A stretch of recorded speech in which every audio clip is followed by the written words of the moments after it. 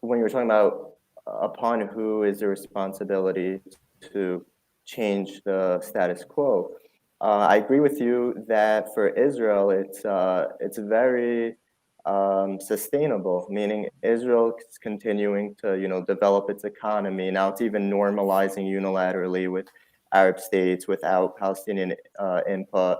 And the violence from the West Bank, even though there's every year there's terrorist attacks, it's not close to Intifada levels, and it hasn't been like, when was the last time there was like a suicide bombing, things like that. So the intensity of the resistance is not what it was decades ago, and Israel is increasingly normalizing with the region, and its economy is advancing, its tech industry, and all these things. So I agree that it could get away with it more without feeling it. The thing is, when there's terrorist attacks, and it's like, why aren't you peaceful? Why are you resorting to terrorism? But in the interim, it's not like Israel's rushing to alleviate the problem. Like, Israel is content, to.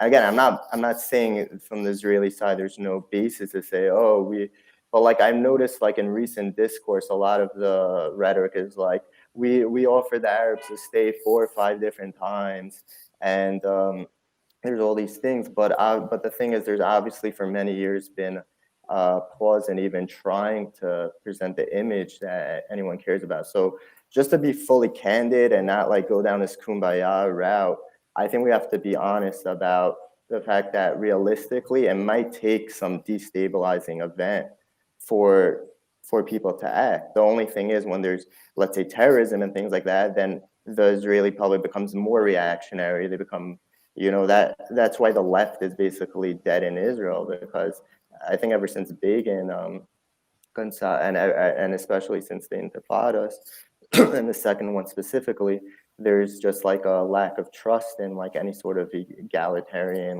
leftist sort of thing. I'm personally not a leftist, but I'm just talking about from, like, let's say, the Israeli public.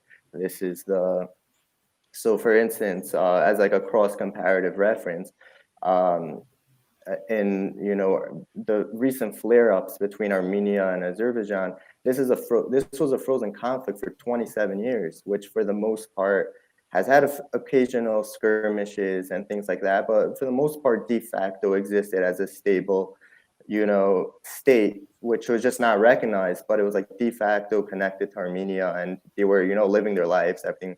And then now there was an incursion, and now the Azeri military is like, there's a lot of casualties, but they're gaining territory and they're making advances. And this is like causing a lot of activism.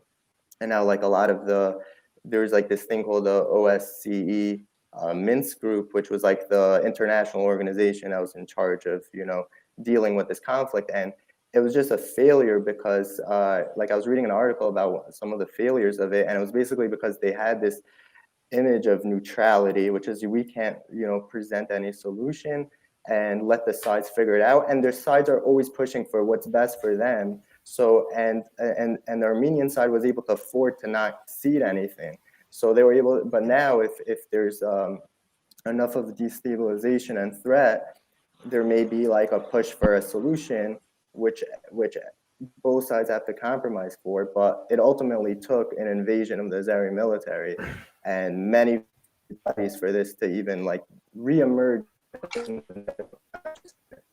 So I don't think this is happening tomorrow. There's a chance that there may be a lot of destabilization, God forbid, but I could see that happening, which will propel it. But in the meantime, obviously, I don't prefer that being the trajectory. So I think there should be more conversations like this. There should be. I also think it's important to know that like the average Israeli was like living in like Tel Aviv and Haifa and like central Israel. I think they're, like, in my experience, pretty apolitical. Like, I see a lot of you could see this in the Corey Ask projects, where they go around asking Israel. Like, a lot of them don't even have opinions, and I feel like a lot of the most opinionated people are like people in the like American diaspora among Jews, and like Olim who moved to Israel, and West Bank settlers. So there's already a minority of the Jewish population who have like a disproportionate amount of influence of what happens, especially in places like the West Bank, because your average like Sabra secular Israeli is not living in the West Bank. So you already have a small niche where you could like have a lot of agency within that demographic without relying on the like general Israeli public. So I think that's a good thing. So I'm with you on that.